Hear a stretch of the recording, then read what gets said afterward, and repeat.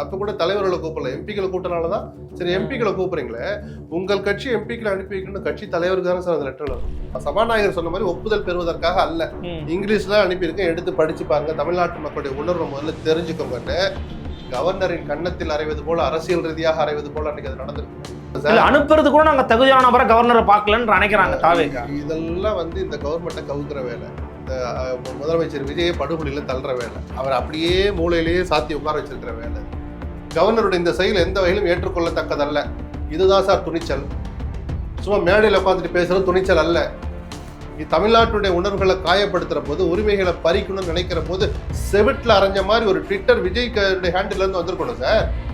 அன்னைக்கெல்லாம் ஒரு அமைச்சர்கிட்ட இருந்து கூட அது வரலையே அன்னைக்கு, புரியுதுங்களா? அங்கேயும் அந்த விவகாரத்திலையும் விஜய் பண்ணது தப்பு தான். ஒரு மூடு மருத்துவமாவே இந்த அரசை இயக்கிட்டு போறாங்க. இது நல்லதல்ல. வெளிப்படைத்தன்மை என்று பதவியேற்பின் போது நீங்கள் சொன்ன வார்த்தைக்கு நேர் மாறான, அதுபோல சட்டமன்றத்தில் பேசுறதுன்றது ஒரு சில வரையறைகள் இருக்கு. அங்கே ஒரு திமிர்த்தனம் மாதிரியோ அல்லது ஆணவத்தை காட்டுற மாதிரியோ மக்கள் நினைக்கிற அளவுக்கு நீங்க நடந்துக்கவே கூடாது. நான் முயற்சி பண்றேங்க, ஆனாலும் பிடிஆரோட நான் நல்லா பேசுறேங்க, நக்கல் பண்ணி பதிலளிச்சுட்டு உட்காந்துருக்க வேண்டிய அமைச்சர் அவ்வளவு ஆவேசத்தை காட்டணும் அவசியம் இல்லை. கிறிஸ்துவ மதத்தை எதுக்கு இழுத்தீங்க? இது என்ன பழக்கம்? இந்த அதிகாரத்தை உங்களுக்கு யார் கொடுத்தா? கோபம், எரிச்சல் கலந்த பார்வை இருக்கா? ஆனா முகம் சொல்லிக்க வச்சுட்டாரு அந்த அமைச்சர். எப்ப தமிழை பத்தி பேசுற போது நான் ஒரு பான் கிறிஸ்டியன், எதுக்கு சார் அந்த வார்த்தையை யூஸ் பண்ணீங்க? மனசாட்சி உள்ளவராக இருந்தால் மரிய வில்சன் அந்த வார்த்தைகளுக்காக நான் மன்னிப்பு கேட்கிறேன்னு சொன்னார்னா அவர் எங்கேயும் உயர்ந்து நிற்பார். மரிய வில்சன் அப்படி பேசுறாரு, எம்எல்ஏக்கெல்லாம் கை தட்டுறாங்க. சார், இந்த நாடு எங்க சார் போகுது? இந்த நாட்டை எங்க சார் நீங்க அழைச்சிட்டு போறீங்க? இதுதான் நீங்க மாற்றத்துணைக்கு அழைச்சிட்டு போற லட்சணமா? கேள்வி வருமா வர?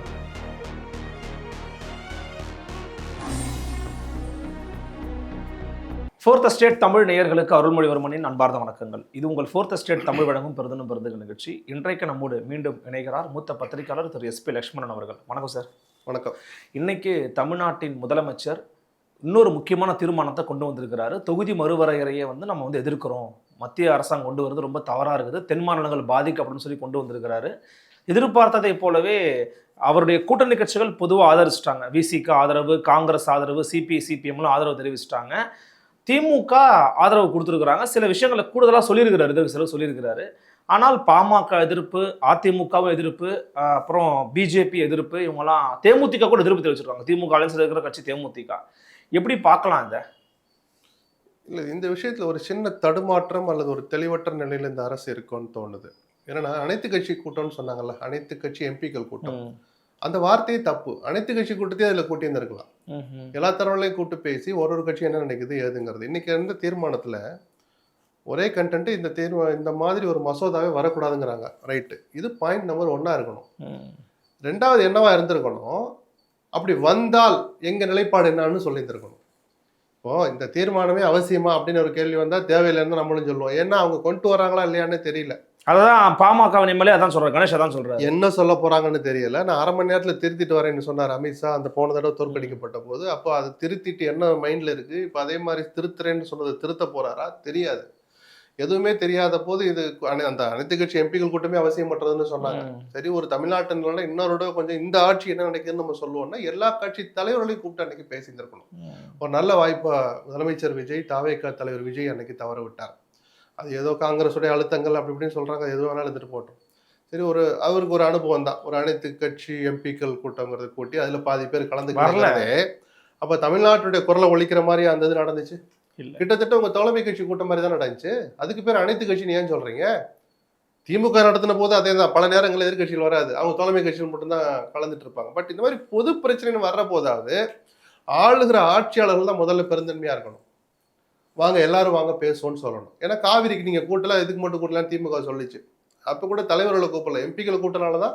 சரி, எம்பிக்களை கூப்பிடுறீங்களே, உங்கள் கட்சி எம்பிக்களை அனுப்பி வைக்கணும், கட்சி தலைவருக்கு தானே சார் அந்த லெட்டர் வரணும். விசாரிச்சு பாருங்க, அந்த லெட்டர் யாருக்கு வச்சிருக்கேன்? டைரக்டா எம்பிஸ்க்கு போயிருக்கு. தனித்தனி. இது என்ன வேலை? இது என்ன அணுகுமுறை? ஸோ அதான் ஒரு சின்ன தடுமாற்றம், ஒரு தெளிவற்ற தன்மையான வார்த்தைகளை சரியா தான் பயன்படுத்துறேன்.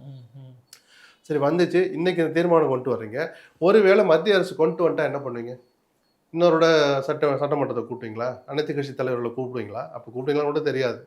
அதுக்கு ஒரே தான் இதுலேயே அந்த சப்ஜெக்டை தொடரும். இந்த மசோதாவை கொண்டு வராதிங்க, இன்னொரு 25 வருஷத்துக்கு வாஜ்பாய் தள்ளி வச்ச மாதிரி நீங்க ஒரு 25 வருஷத்துக்கு தள்ளி வைங்க. அப்படியே கொண்டு வந்தாலும் மக்கள் தொகை அடிப்படையில் கொண்டு வராதிங்க. அப்படியே கொண்டு வந்தாலும் இந்த எங்களுடைய பிரதிநிதித்துவம் இந்த 7.18 இருக்கு தமிழ்நாட்டினுடைய ரெப்ரசன்டேஷன் இப்ப 543 அந்த பெர்சன்டேஜ் குறையாம பாத்துக்கோங்க. அது போல ஒரு மாநிலத்துக்கு இவ்வளவு பெர்சன்டேஜ் கூடனா அதே பெர்சன்டேஜ் தான் எல்லா மாநிலங்களும் கூடுற மாதிரி பாத்துக்கோங்க அப்படின்னு அடுத்தடுத்த வாசகங்கள் இருந்திருக்கணுமே தவிர இப்படி மேம்போக்கா இதுவே கொண்டு வராங்க சார். தமிழ்நாட்டு ஊர்ல கேட்குற மாதிரியே மத்திய அரசு இருக்கு, இல்லை அதுக்கான அதிகாரமோ அதுக்கான எண்ணிக்கையோ நம்ம கிட்ட இருக்கா? கிடையாது. இங்கதான் தவறு பண்றாங்க. நல்ல நோக்கத்தை புரிஞ்சுக்க முடியுது. அது இன்னும் கொஞ்சம் அழுத்தமா அனைத்து கட்சி தலைவர்கள் அன்னைக்கு கூட்டம் நடந்திருந்தா அசம்பிளி நடக்க போகுது, இது எல்லாத்தையும் அப்படியே அசம்பிளில ஒரு தீர்மானமா கொண்டு வந்து மத்திய அரசுக்கு அனுப்பி வைங்கன்னு சொல்லியிருந்தா அது இன்னும் எவ்வளவு நல்லா இருந்திருக்கும். இல்ல அதுல என்ன தயக்கம் இருக்குன்னு நினைக்கிறேன். தெரியலையே. அதனாலதான் பெருந்தன்மை முதல்ல ஆளுங்கட்சிக்கிட்ட இருந்து ஆரம்பிக்கணும்னு சொன்னேன். எதிர்கட்சிகள் சில்மிஷம் பண்றவங்க இருந்துகிட்டு தான் இருப்பாங்க, எப்படியாவது கெடுத்து விடணும்னு நினைப்பாங்க. ஆளுங்கட்சியோட பார்வையை நான் மறுக்கல. அவர்களையும் அப்படிப்பட்டவர்களையும் அரவணைச்சு நம்ம கொண்டு போனா உங்க பாயிண்ட் என்ன சொல்லுங்க. பாட்டாளி மக்கள் கட்சி இன்னைக்கு என்ன சொன்னார் கணேஷ்? மகளிருக்கான இடஒதுக்கீடு எந்த வகையிலேயே குறையாம பார்த்துக்கணும், நிரந்தரமாக்கணும், அது சட்டம் ஏற்கனவே நிறைவேற்றப்பட்ட சட்டத்தை அமலுக்கு கொண்டு வரலாம், அதையும் ஒரு பாரா சேருங்களேன். இப்ப என்ன குறைஞ்சு போக போகுது? 2 பக்கம் தீர்மானம், 3வது பக்கம் போக போகுது. காசா பணமா? இந்த பெருந்தன்மை ஏன் இருக்க மாட்டேங்குது நமக்கு புரிய மாட்டேங்குது. இன்னும் கொஞ்சம் அந்த ஆலோசகர்களோ வேறு சில அறிவுறுத்தல் சொல்றவங்களோ சிஎம்முக்கோ இந்த கட்சிக்கோ இந்த ஆட்சிக்கோ அவங்க இதையும் எடுத்து சொல்லியிருந்திருக்கலாமோன்னு ஒரு சின்ன ஆதங்கம் தான். மற்றபடி தீர்மானம் தப்புன்னு சொல்றதுல ஒன்றும் இல்லை. ஆனால் ஒரு சந்தேகம் எனக்கு இருக்குது. என்னன்னா இப்போ அண்மையில் பாருங்களேன், இந்த 3 ஒரு வாரமா நீட் எதிர்ப்பு, அதன் பிறகு வந்து பார்த்தீங்கன்னா தமிழ்த்தாய் வாழ்த்துக்கு வந்து முன்னுரிமை கொடுப்பது, அப்புறம் எஃப்சிஆருக்கு எதிர்ப்பு, இப்போ வந்து டீலிமிட்டேஷன் எதிர்ப்பு, நாங்கள்லாம் பிஜேபிக்கு எதிராக இருக்கிறோம் பார்த்துக்கோங்க அப்படின்னு சொல்வதற்கான சமிக்ஞைகளை கொடுக்குறாரா முதலமைச்சர்? இல்லை, அப்படி நான் பார்க்கல. தமிழ்நாட்டு மக்களுடைய உணர்வுகளை பிரதிபலிக்கிறாருன்னு பார்க்கலாம், சிறுபான்மையினர் மக்களிடையே இருக்கிற அந்த அச்சத்தை போக்குறாருன்னு பார்க்கலாம். எஃப்சிஆர்ஏ விஷயத்தை பொறுத்த வரைக்கும் தமிழ்த்தாய் வாழ்த்துக்கு ஒரு இது கொண்டு வந்தாரு. ஏற்கனவே இங்க அரசாணை இருக்கு, சட்டம் கொண்டாந்தெல்லாம் இருக்கு. சரி, இப்போ பிஜேபியுடைய சில்மிஷத்துக்கு ஒரு குட்டு வைக்கிற மாதிரி கொண்டு வரீங்கன்னா அந்த தீர்மானத்தை போட்டுட்டு என்ன சொன்னார் ஸ்பீக்கர் நிறைவேற்றி முடிச்ச பிறகு? இந்த தீர்மானத்தை யாருக்கும் அனுப்பி அனுமதி வாங்கலாம் அவசியம் இல்லை, ஜஸ்ட் இங்கே வச்சுக்கோங்கிறார். எதுக்கு அந்த தீர்மானம்? ஒரு அரை மணி நேரம் அல்லது 1 மணி நேரம் இந்த விவாதத்தோடு சேர்த்து பார்த்தா 1.5 மணி நேரத்தை வேஸ்ட் பண்றதுக்கான தீர்மானம் யாருக்கு அனுப்பி? இங்கிலீஷ்ல டிரான்ஸ்லேட் பண்ணி முதல்ல கவர்னருக்கு அனுப்பிங்க சார். ஒப்புதலுக்காக இல்ல, கவர்னர் சபாநாயகர் சொன்ன மாதிரி ஒப்புதல் பெறுவதற்காக அல்ல.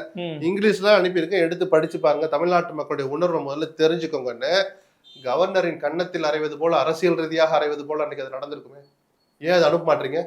அப்ப பிஜேபி எதிர்க்கிற லட்சணம் எதுதானான்னு ஒருத்தர் கேள்வி வந்தா இங்க அரசுகிட்ட என்ன பதில் இருக்கு சொல்லுங்க சார். தீர்மானம் நிறைவேற்றுறீங்களா சார்? குறைஞ்சபட்சம் கவர்னருக்கு அனுப்பி விடுங்களேன், படிச்சு பாருங்க சார். அனுப்புறது கூட நாங்க தகுதியான நபரை கவர்னரை பார்க்கலன்னு நினைக்கிறாங்க தாவேகா. இதெல்லாம் வந்து இந்த கவர்மெண்ட்டை கவுக்குற வேலை, இந்த முதலமைச்சர் விஜயை படுகொலியில தள்ளுற வேலை, அவர் அப்படியே மூளையிலேயே சாத்தி உட்கார வச்சிருக்கிற வேலை. அது இதுல என்ன சார் சாதிக்க போறீங்க நீங்க? சொல்லுங்க, என்ன சாதிக்க போறீங்க?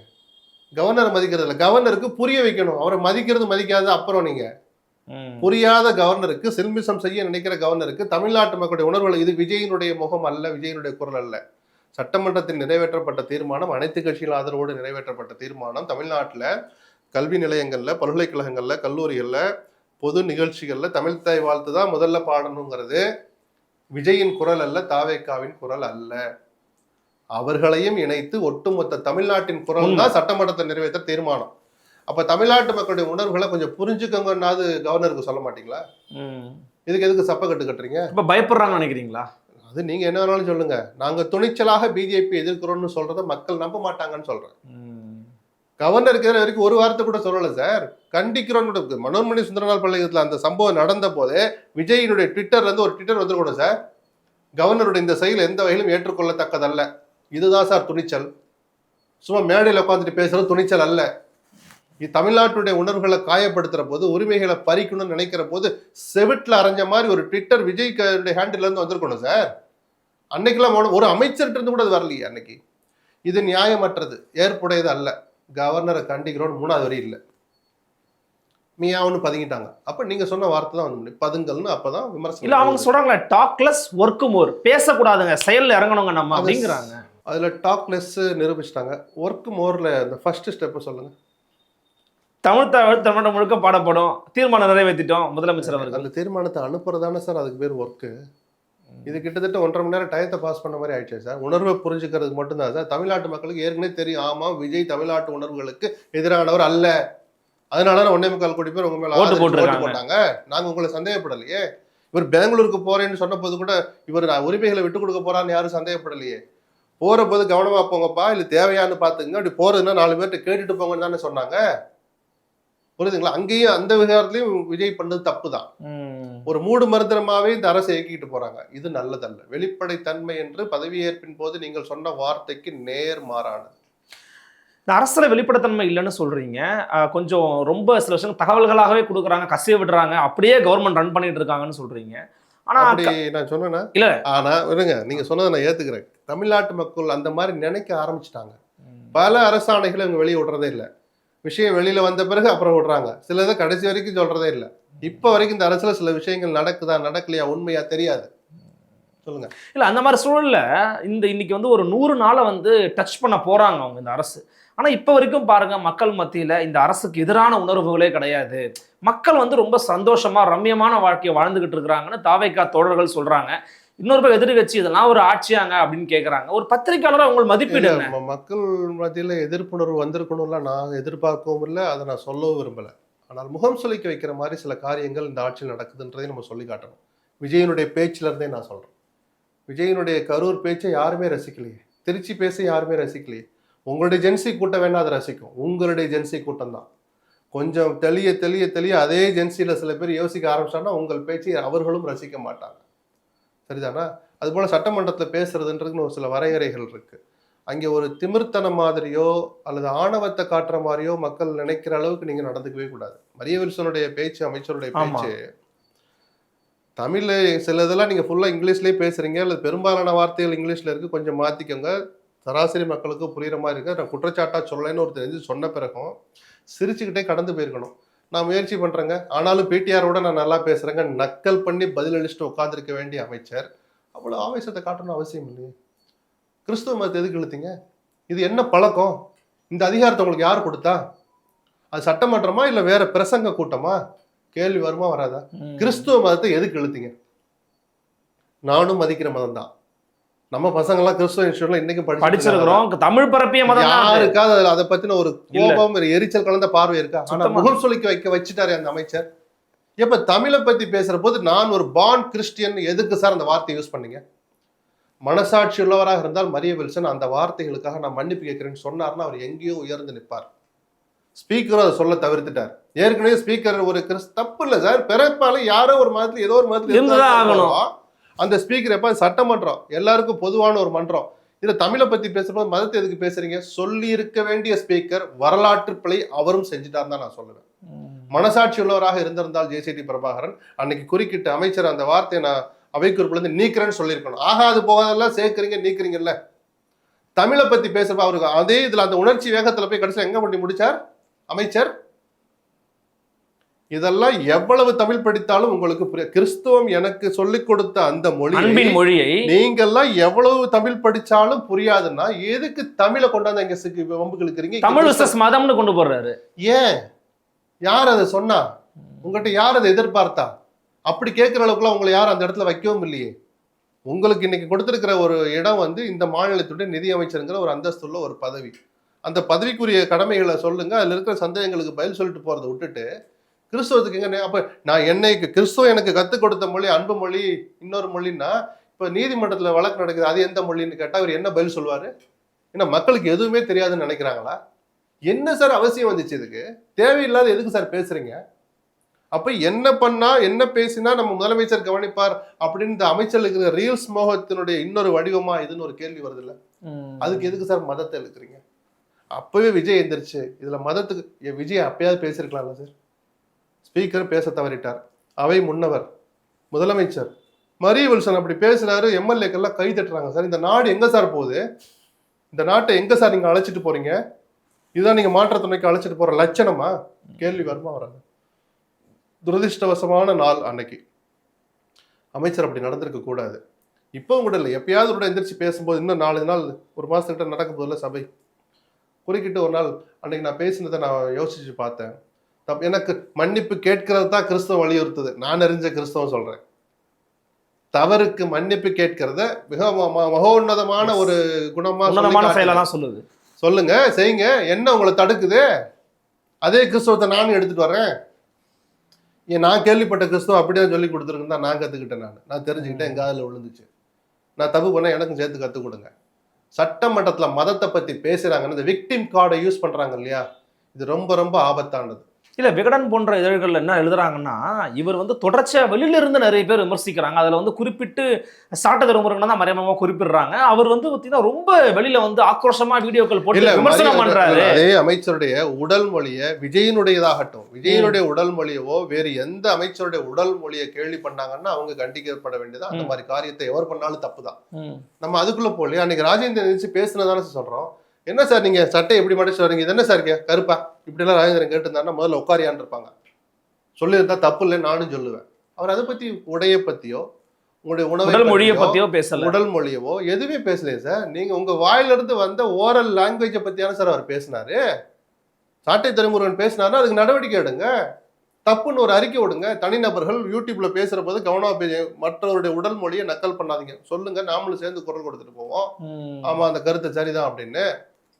அன்னைக்கு யாருமே உங்களை கேள்வி பண்ணலையா? மரிய வில்சனை உடல் ரீதியாக உடை ரீதியாகவோ அவரை கிண்டல் பண்ணா தப்பு தான். நம்ம அதை என்னைக்கும் சொல்லுவோம். இவங்க சொல்லி கொடுத்தா நம்ம சொல்லணும் இல்லை, நமக்கு கடமையே பத்திரிகாரனுக்கு அதுதான். தப்பு நடந்தா கண்டிக்கிறதா, சொல்லி காட்டுறது தான். ஆனா மதத்தை கொண்டு வந்து இழுத்து நீங்க இந்த சமுதாயத்தை எங்க இழுத்துட்டு போறீங்கிற ஆபத்தை சுட்டி காட்ட விரும்புறேன். அன்னைக்கு விஜய் எழுந்திரிச்சு சொல்லிருக்கணும் சார், ஒரு முதலமைச்சர் சும்மா பதவி கொடுத்துட்டாங்க நீ என்ன அப்படி என்ன வேணாலும் பண்ணலாமா? நீங்க பண்ண வேண்டிய காரணத்தை அன்னைக்கு விஜய் பண்ணல. அந்த அமைச்சருக்காக நான் வருத்தம் தெரிவிச்சுக்கிறேன். நானும் கிறிஸ்தவன் தான் சொல்லிட்டு மன்னிப்பு கேட்கிற தப்பு இல்லை. அமைச்சர் வருத்தம் தெரிவிப்பார். கிறிஸ்துவத்தை உயர்த்துறத நினைச்சிட்டு தமிழை தாழ்த்திட்டார். திமுகல ஒருத்தர் கூட அன்னைக்கு குரல் கொடுக்கல. அன்னைக்கெல்லாம் அவங்க எங்க போனாங்கன்னே தெரியல. அந்த ஒரு மதத்தை குறிப்பிட்டு அவர் தான் சார்ந்த மதத்தை உயர்த்துவதாக நினைத்து தமிழை தாழ்த்துவதை நாங்கள் கண்டிக்கிறோம். ஏவாவேலுக்கு வாய் இல்லையா? நேரு எங்க போனாரு? மற்ற முன்னாள் மந்திரிகள் திமுக எம்எல்ஏக்கள் எங்க போனாங்க? திமுகவும் அன்னைக்கு தன் கடமையிலிருந்து தவறிடுச்சு. ஒட்டுமொத்தத்தில் அதனால துரதிருஷ்டவசமான நான் பொதுவாகவே அந்த வார்த்தையை பயன்படுத்துறேன். பார்க்கலாம் சார் என்ன மாதிரி கொண்டு போறாங்க அப்படிங்கிறத பொறுத்து வந்து பார்க்கலாம். பல்வேறு விதமான கேள்விகள் நிதானமா பொறுமை பதில் கொடுத்தீங்க. மிக்க நன்றி. நன்றி. நன்றி. முழுசை வணக்கம்.